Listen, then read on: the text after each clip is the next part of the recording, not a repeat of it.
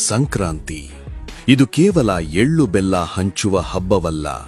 ಇದು ಭಾರತೀಯ ಸನಾತನ ವಿಜ್ಞಾನ, ಖಗೋಳಶಾಸ್ತ್ರದ ಅದ್ಭುತ ಸಂಗಮ ಮತ್ತು ಬ್ರಹ್ಮಾಂಡದ ವಿಸ್ಮಯ. ಇದರ ಹಿಂದಿನ ರಹಸ್ಯಗಳನ್ನು ಕೇಳಿದರೆ ಪ್ರತಿಯೊಬ್ಬ ಭಾರತೀಯನಿಗೂ ಹೆಮ್ಮೆಯಾಗುತ್ತೆ. ನಂಬರ್ 1, ಸಾವನ್ನೇ ಕಾಯುವಂತೆ ಮಾಡಿದ ಭಾರತೀಯ ವಿಜ್ಞಾನ. ಮಹಾಭಾರತದ ಪಿತಾಮಹ ಭೀಷ್ಮರು ಅರ್ಜುನನ ಬಾಣಗಳಿಂದ ಇಡೀ ದೇಹ ಜರಡಿಯಾಗಿದ್ದರು, ಹನಿ ನೀರಿಲ್ಲದೆ ರಕ್ತ ಸೋರುತ್ತಿದ್ದರು. ಬರೋಬ್ಬರಿ 58 ರಾತ್ರಿಗಳು ಪ್ರಾಣ ಬಿಡದೆ ಕಾದಿದ್ದರು. ಯಾಕೆ ಗೊತ್ತಾ?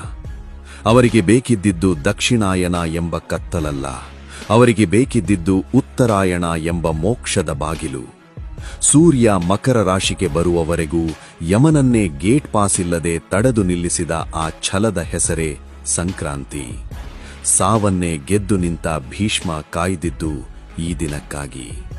ಮಕರ ಸಂಕ್ರಾಂತಿ ಕೇವಲ ಹಬ್ಬವಲ್ಲ, ಅದು ಬೆಳಕಿನ ಪಯಣ. ನಂಬರ್ 2, ಇದು ಜಗತ್ತಿನ ಏಕೈಕ ಸೈಂಟಿಫಿಕ್ ಹಬ್ಬ.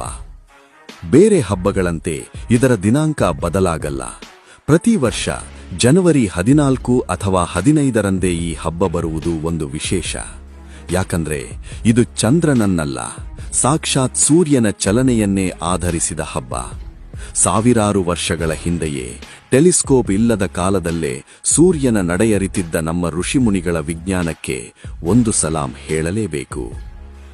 ನಂಬರ್ 3, ಕಾಶ್ಮೀರದಿಂದ ಕನ್ಯಾಕುಮಾರಿವರೆಗೆ ಹೆಸರೇ ಬೇರೆ, ಉಸಿರೊಂದೇ. ಕರ್ನಾಟಕದಲ್ಲಿ ಸಂಕ್ರಾಂತಿ, ತಮಿಳುನಾಡಿನಲ್ಲಿ ಪೊಂಗಲ್, ಪಂಜಾಬ್ನಲ್ಲಿ ಲೋಹರಿ, ಗುಜರಾತ್ನಲ್ಲಿ ಉತ್ತರಾಯಣ್. ಅಷ್ಟೇ ಅಲ್ಲ, ಬಾಹ್ಯಾಕಾಶದಿಂದಲೇ ಕಾಣುವ ಜಗತ್ತಿನ ಏಕೈಕ ಮಾನವ ಸಮೂಹ ಕುಂಭಮೇಳ ನಡೆಯುವುದು ಇದೇ ಸಮಯದಲ್ಲಿ.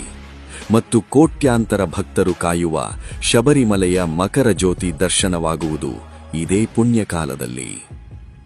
ಲಾಸ್ಟ್ 1, ಎಳ್ಳು ಬೆಲ್ಲದ ರಹಸ್ಯ.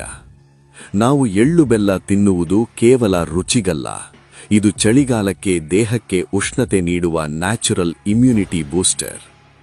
ಒಳ್ಳೆಯದನ್ನೇ ಹೇಳು ಎನ್ನುವುದು ಮನಸ್ಸಿನ ಆರೋಗ್ಯಕ್ಕಾದರೆ, ಎಳ್ಳು ತಿನ್ನುವುದು ದೇಹದ ಆರೋಗ್ಯಕ್ಕೆ.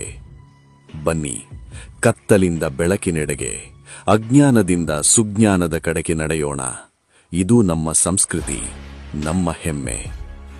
ಎಲ್ಲರಿಗೂ ಮಕರ ಸಂಕ್ರಾಂತಿ ಹಬ್ಬದ ಹಾರ್ದಿಕ ಶುಭಾಶಯಗಳು. ಮಾಹಿತಿ ಇಷ್ಟವಾಗಿದ್ರೆ